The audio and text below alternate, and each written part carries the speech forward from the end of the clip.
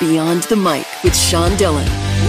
We're joined on the star line by one of the stars of season 21 of NBC's The Voice. The mom of two is showing everyone she can handle two jobs and the pressure of John Legend. We welcome Brittany Bree. Hello. Thank you so much for having me. Brittany, let's go beyond the mic. Why was this time the right time for you to audition? Oh, that's a good question. I have a great answer. I've auditioned 3 other times. This was actually my 4th time. My uncle passed from COVID last year, and he auditioned for America's Got Talent, and he actually made it, but he died from COVID before he was able to be on the show. So I figured that I would carry on the family's legacy by doing this. So what a great person to pick, John Legend, because I'm carrying on the legacy of our family. That was the reason that I auditioned this year, was for my uncle. Your uncle inspired you for your musical taste, but how? Which way? He inspired me so much. He not only sung gospel music, but he would send me videos of R&B artists and tell me, I think you could cover this song.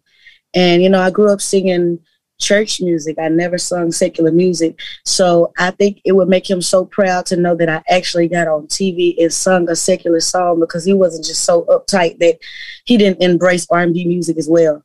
So he challenged me since I was maybe like 8 years old to pick up the torch that he already, had lit. And so he passed the torch to me.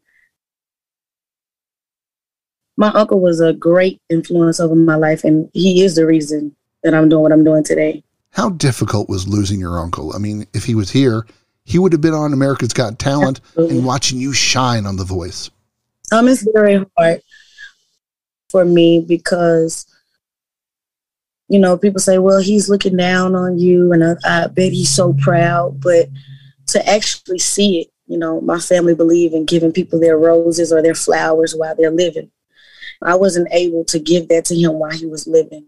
And so I think he would be beyond proud of me. I think he would be jumping up and down, as they would say, peacock proud of me, to see that I finally did what I always wanted to do in life and what he always said that I would do. We used to often call him prophet as well, because we believe that God sent him to be a prophet. And he prophesied this moment to me that it would happen, that I would be a superstar and my name would be in big lights, and that the world would see me the way he saw me.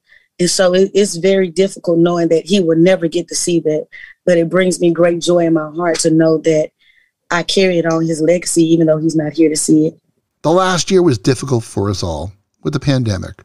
It's hard not being able to sing. No gigs, singing in church 6 feet apart. How hard is it when your heart and soul is music, and because the pandemic, you're trapped? It's so hard to not be able to pick up a mic and do what you really love to do. I would go live and do something called Quarantine and Sing With Me. And so that was just a little joy that I had, because like you said, last year was a horrible year. I mean, I lost so many family members. I lost more than maybe 10 family members to COVID. It was like the year of tragedy. But I made the best of it, singing and yelling throughout the house. And my brother and his girlfriend lives with me. So we had so much fun in that time. Constantly told me to shut up and go in my room. You said, quote, I want to turn my light down because others can't handle it. I'm going to let it shine, boo, unquote. Talk about the confidence you've had after a 4-chair turn.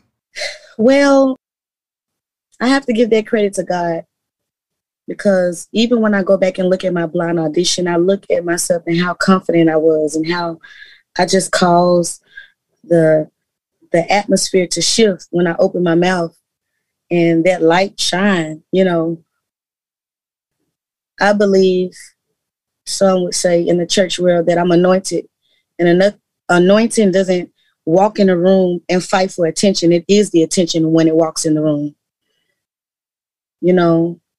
I just feel as though his light shined through me because it wasn't me. Now, so you found out you're going to be on The Voice. Everyone has this opinion on who should be your coach. Of course. What were some of the reasons people gave you to pick your coach?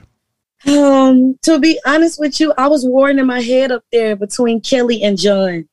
I haven't told anybody that.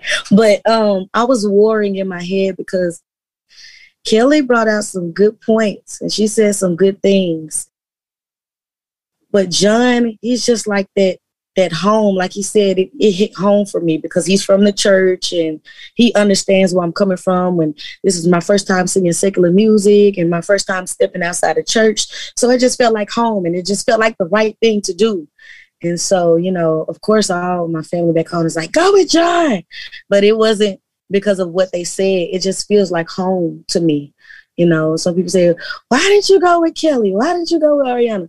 But, or why didn't you go with Blake? But I felt picking John was the best thing for me. He made the best song selections for me. And I just believe he was just the best coach to go with overall. What's the importance of picking the right coach for this competition? It's important to pick the right judge because, just like I said a few minutes ago, because I'm from the church and because John is from the church, he knew what type of songs that would fit my voice. And not everybody knows what would fit your voice. They can give you a song that, even though you can sing, it might not be for you. I think it's very important that your coach know you and he knows your type or your style is, or what you should be singing as an artist. So in this competition, you definitely need to know how to maneuver and get through the competition because there's a lot of great talent on the show. Sometimes the song selection will stop you from moving forward. This season was the season of the church. Plenty of talent that grew up and brought up in the church. Oh, yeah, it is. Why was this cast so perfect in your mind?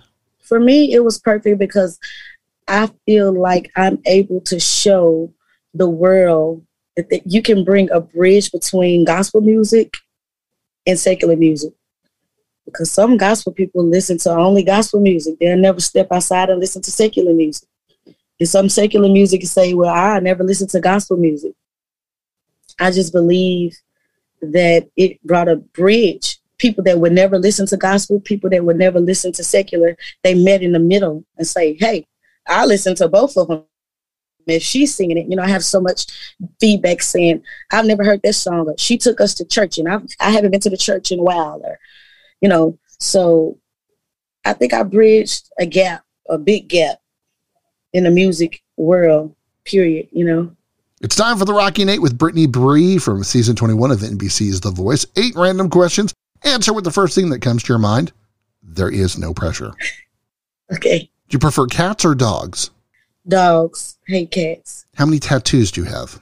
I think 6. What's the last gift you gave each of your kids? The last, LOL. I'm so sick of those. Yes, it's called a LOL surprise gifts for kids. Yes, they are very popular. How about the song you sing the most in the shower? A Girl Like Me by Jasmine Sullivan. The most useless talent you have? I'm double jointed in my arms. It's a talent, I think. It's useless. One thing you always forget at the grocery store? Sugar. How about your perfect weekend getaway? On an island somewhere. On a cruise ship. What's the most expensive thing you've lost? Oh, just the other day, my smartwatch. I just lost it like 3 days ago. It's time for the back half with Brittany Bree beyond the mic. Are you sure that's the last thing you've lost? Because I've heard you've lost a purse at the laundry. Did I? At the hotel? I did. How did you know? It was a pink bag.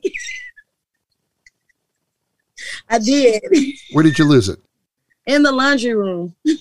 Somebody came and stole it. I let one of the contestants, one of my friends, borrow it. And we went back in there and somebody took it. And I was trying to get them to run cameras and everything else. But it was never compensated. Sorry. Poor you. Poor me. I heard you also have the title of Chief Celebrity Spotter at the hotel. Something like that. What? I can't even remember his name, but I know he played off of Greenleaf. Oh my gosh, what is his name? We took pictures together and everything. The importance of picking the right song once you hit the knockouts. Right. Before you're at the will of the coaches and whatever song they want you to sing, but now it's all on you. One wrong song and you're gone. Well, for my last 2 performances, I've shown how much I can be a powerhouse. This time I want to show how I can be a quiet storm. I've showed the power in my voice. Now I want to show the stillness, but there's still power in the stillness. So, you know, I want to be able to show that this time in the knockouts. Aren't we ready? Now, you love fashion. How would you describe your style?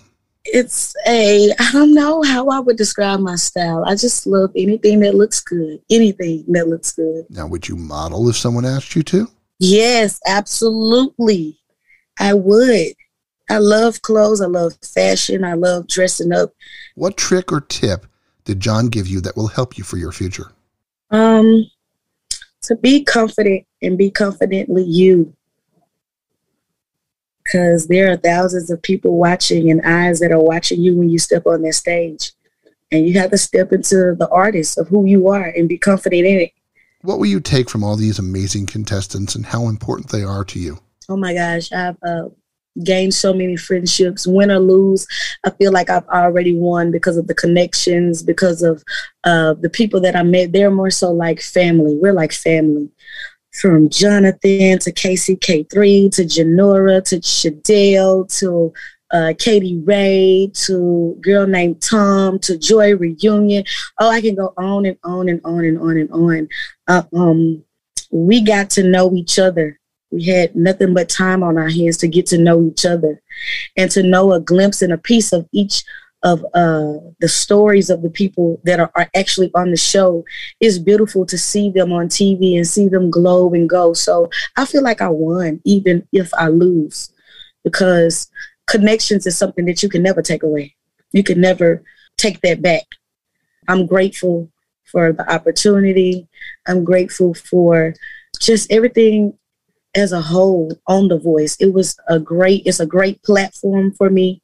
So I'm just grateful. Win or lose, I feel like I've already won. Who's the last person you texted from the show?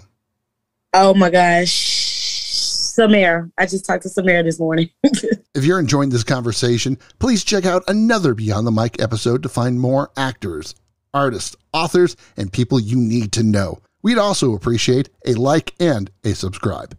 Thanks. It's time for one big question with Brittany Bree from season 21 of NBC's The Voice Beyond the Mic. Brittany, what's the most uncomfortable moment in your life and how did you handle it? Most uncomfortable moment in my life? The most uncomfortable moment in my life would have been when I had my girls and I had to step up and make some decisions that I didn't want to make. And I had to put a lot of things on hold and I had to do some things that I didn't want to do. That was the most hardest thing that I had to conquer in my life. And now I feel like I've just arrived to the plate of showing them something different. What do you want to show your kids from your time on The Voice? I want my kids to know that, to see and know that it doesn't matter how big your dream is, never stop dreaming. It doesn't matter how wild the dream is. If your dreams don't scare you, then they're not big enough. So I want them to know that whatever dream that they have, it can come true. And I'm showing them that through the show. She has 6 tattoos, lost 10 family members to COVID. Always forgets the sugar. We thank Brittany Bree from NBC's The Voice for taking the time to talk with us today. Thank you so much. Thank you for having me. And that, my friends, is Beyond the Mic.